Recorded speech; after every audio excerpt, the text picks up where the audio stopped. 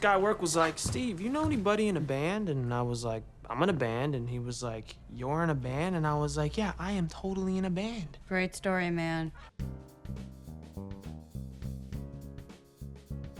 Hello, and welcome to Waste of Space, where we analyze aspect ratio usage in cinema, one movie at a time. Today, we'll be looking at the 2010 film Scott Pilgrim vs. the World.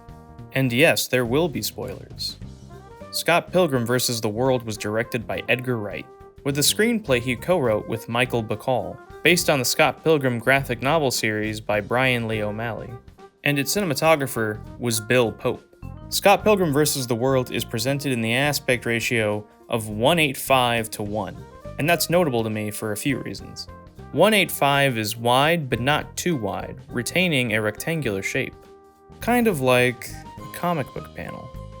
Being based on a comic book series, this is actually genius, not only for providing the audience with a frame similar to that of its source material, but for doing so much with that 1:8:5 base, and embracing its comic book origins in multiple ways.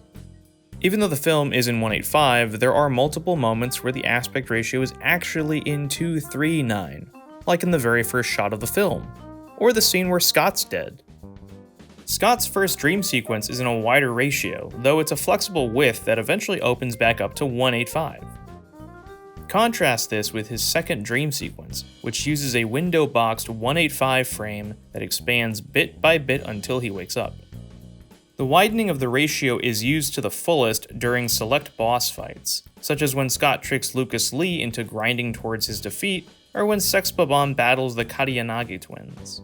A lot of emotion is packed into these fights, so the widening of the ratio helps make these moments stand out more than they already do, emphasizing their larger-than-life qualities.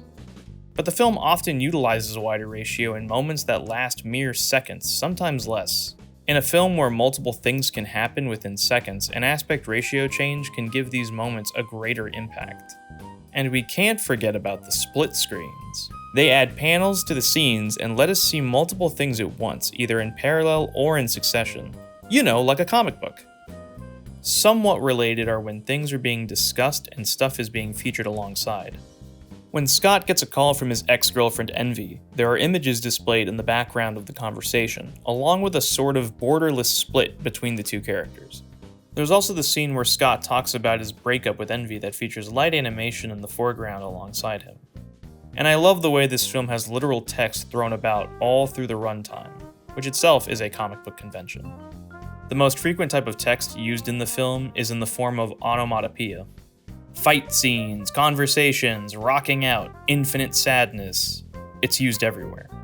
So by not using too wide of a ratio, Wright and Pope are able to play within the space in the same way a comic book can. Anyway, that's my brief look at how Scott Pilgrim vs. the World utilizes the 1:8:5 to 1 aspect ratio. Thank you so much for watching. We'll see you next time.